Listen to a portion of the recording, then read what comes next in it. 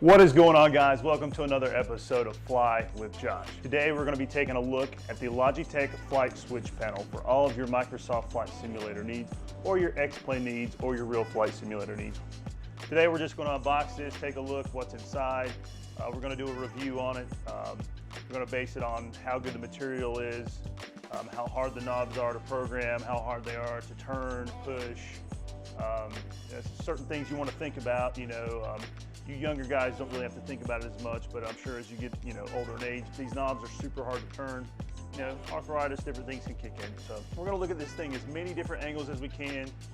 We're going to look at the technical specifications, physical specifications, and we'll let you guys decide in the comments below what you think of this Flight Switch Panel.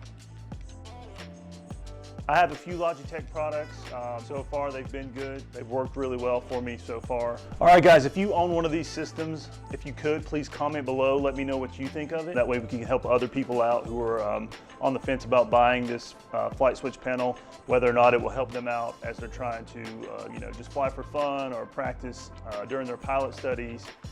Whatever it may be, I would like to know what you think, so please comment. And again, guys, if you like these videos, please like and subscribe. It really helps out the channel as we grow. Plan on doing plenty more reviews on Logitech, honeycomb systems. Plan on doing more giveaways as well. All right, let's get to it.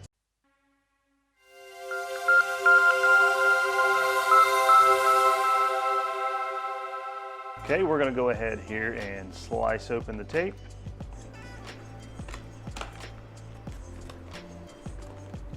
Always cut away from yourself, guys. Especially you young guys out there, young kids. Always cut away if you're using a sharp knife. We'll set this over here.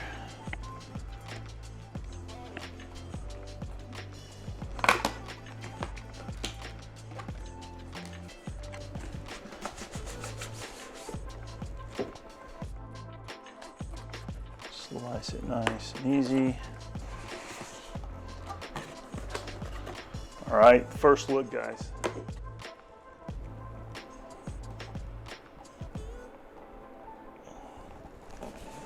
Let's go ahead and we'll take the styrofoam out. So first impressions, again, these are very large, which I like. That way it kind of gives you a good visual reference from what you're flying in the simulator to what you can translate over to the real world. Makes things much easier to see as you're flying. So much easier than a mouse. So much easier, in my opinion, than a keyboard. More realistic as well. So we'll go ahead and pop these off here. Slide it out so you guys can get a better view of what's happening. Slide this off. Just a USB cable, guys, that can plug into the back of your flight Logitech system. I'm assuming you can plug it directly into a USB port. Again, we have some 3M Velcro tape. If you want to mount it to a table, that way it's not moving around when you reach over to turn the knobs. And also some screws if you want to mount this on top of another, whether it be the radio panel, whatever modular setup that you want to have. It comes with a short little, to me this is a waste because you can always find the instructions on the internet and really it's just plug it in, So let me take a look. Wow. So over here on your left you have your magneto switch. So what's nice about this is you can start the engine, so you can check your RPMs with your switch here, as well as not only start, but if you're doing a run up or you're practicing a run up in a simulator, makes your run up so much easier than using a mouse to click. Looks like down here we've got our cowls. By default the cowl is set to close. You can turn your cowl on. Switch feels really nice, really good texture. So we're going to start up here and work our way from left to right, top to bottom. So first you have your master switch here, which is your battery, and then your alternator. Of course you need that to get your plane going, get it started. It looks like we've got the avionics master. We have the fuel pump, the de-ice, which is nice. That rhymed. The pitot heat. Anyways, guys, the pitot heat is very important in cold, icy conditions to keep your airspeed. Okay, guys, down here on the bottom, again, we have the cowl closed. So if you want to turn your cowls on, you know, slow down a little bit more. You've got your panel lights, your beacon lights, your nav lights, strobe, taxi, and your landing gear. And then over here on your landing gear, you actually have what I think some pilots may call these the Boeing balls, where you've got the 3 lights that show that your front wheel's down and your 2 back wheels have come down. So that's pretty nice, very nice. And then of course you've got your gear up and gear down. Now that is not as dramatic as I thought the click would be. It's pretty simple, but again, this is going to make it so much easier than, you know, trying to fly with your yoke and sitting there and practicing with your mouse, guys. That's fine if you're just into it just to fly, but if you're trying to practice general aviation, you're trying to practice flying and translate this over into the real world flying, this is definitely going to give you a better understanding, be better prepared of knowing what needs to go on. So plastic, you know, fairly well. It's mounted fairly well. It's already mounted to this, which I like. The radio panel did not come mounted to the bracket, but no big deal. This one did, so I like that. Plastic is, you know, it's definitely slightly bendable, but it's, you know, if you take care of it, it's going to last. Just be very careful with it. Don't drop it from a high distance. It seems like, you know, like anything plastic, it could break. Again, guys, it feels super, super great, super smooth. You guys a good look at it here.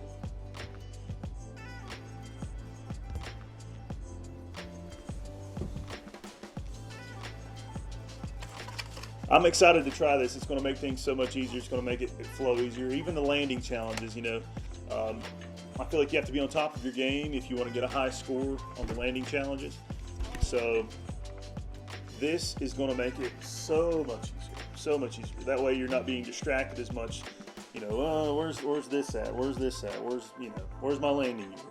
Now you don't have to clear the yoke visibility. You can just reach over here, boom, you are done. So let's go ahead and hook this up to my computer. We'll launch Microsoft Flight Simulator, give it a shot, and see what goes on. And we will see how well it performs, if everything's already preset, if everything works as it shows on the panel.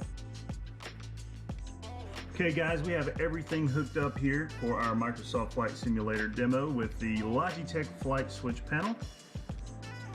Okay, so I've already taken the USB and I've plugged it in over here on the side.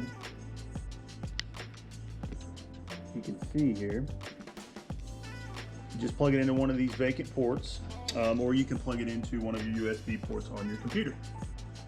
So I've chosen my home airport again. We'll click ready to fly. I've chosen the Beechcraft King Air since it has landing gear. So you can see we are dead in the water here. Nothing is turned on. Radios are off. So let's just see what happens. We're going to turn all this over here to off.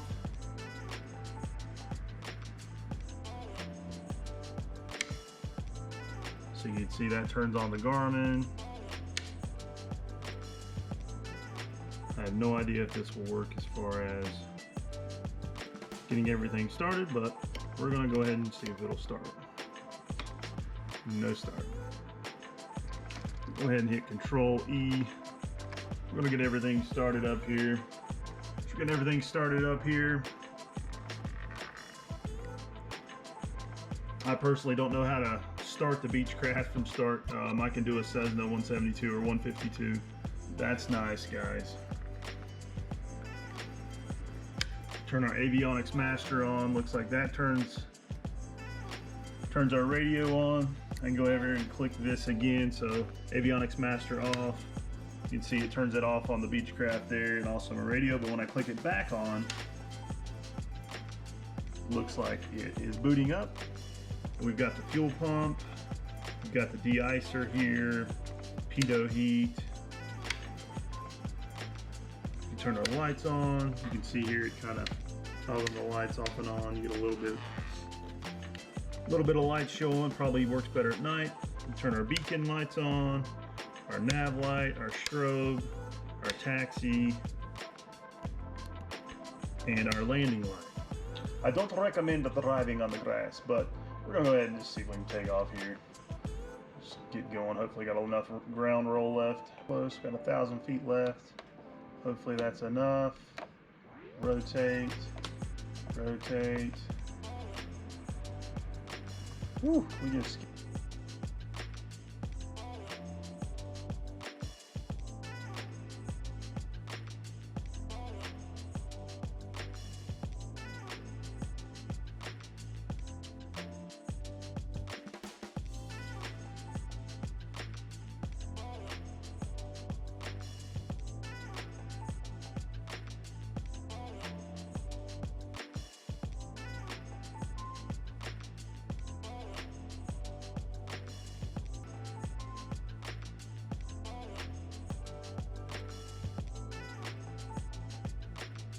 Alright guys, so we have chosen the Cessna 152. I wanted to show you this one because for me, I'm a little bit more familiar with it than I am the Beechcraft as far as getting the system started. So I'm going to go ahead and put my mixture to rich, and we're going to use the flight panel over here. We're not going to go through all the checklists since this is just a simulation, but we're just going to kind of compare what we see here. Okay, so our radio comes on.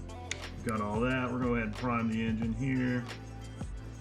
Got our brakes on. We're going to put the throttle to 1/4 of an inch, and we're going to try to crank with this.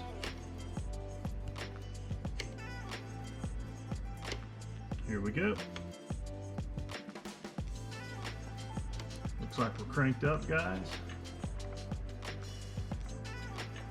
Make sure that that's shut on. So a lot of times this will get you this little fuel shut-off valve, so no big deal. We'll just try to start it again here. Make sure to put it back on both. Really cool, really cool. Turn this on. Of course, nothing's going to happen in this plane because we don't have the avionics master. We don't have any navigation system there. No fuel pump, de-ice, none of that. So this is more for a complex plane, but we can control our strobe lights, our taxi lights, our landing lights, nav lights, beacon, and panel lights. Okay, and also a cowl if you have that on there. So we're going to go ahead and practice a run up here. We're not going to be at the end of the runway, but just to kind of show you, we will take our throttle, get it adjusted up to 1800 RPMs. It's roughly around 1800. And we want to keep an eye on it as we switch here. So we should see it drop approximately 100 RPMs when we check our magneto. So one click, drops, back to both, comes back up. 2 clicks on the right magneto, drops 100, back to both. And then of course, you know, our carburetor heat, which is down here, we have to use the mouse for that, and you'll see an RPM drop, put it all the way back in, goes back up. So that's a magneto check, guys, but super cool. Again, this is more for your complex aircraft that have more systems on board, but for your basics, for your smaller planes, you're gonna have the ignition switch, which I really think is important, and you're gonna have your panel, your beacon, your nav, your strobe, taxi and landing lights, which are awesome, and also your master switch, very important. So again, you can practice, you know, turning the airplane off, pulling your mixture all the way back. Mixture mags master, so turn your mags off and your master off. So the 5 things we're going to look at on the Logitech Flight Switch panel are ease of use, quality, visuals, compatibility, and modularity. Overall, the ease of use scores on a 5 due to easy switch buttons, easy turn control button, and an easy gear up button. Every user should be able to have no problem at controlling and turning and twisting the knobs and pushing the button. As far as the visuals go, the text is laid out very similar to what you'll see in a real aircraft. It can be a bit small on the lower buttons, but nothing that you can't adjust, but nothing that you couldn't adjust to pull closer to you. But no big deal, as of over time, you'll get more familiar with what buttons mean what, and won't even have to look at what each button says. Number 4, compatibility. Since this is only compatible with a few versions of Windows, which have been recent in the past few years, we're going to score it an 8 out of 10. And as far as modularity, since there are many ways to set this up, whether it be in a flight panel system or actually just stacking on top, we're going to give it an 8 out of 10 as well. So overall, we're giving the Logitech Flight Switch panel a 4.1 out of 5 stars. All right, guys, that's going to do it. Thank you again for watching this video. And please, if you like these videos, subscribe and hit the like button below. And we will see you next time.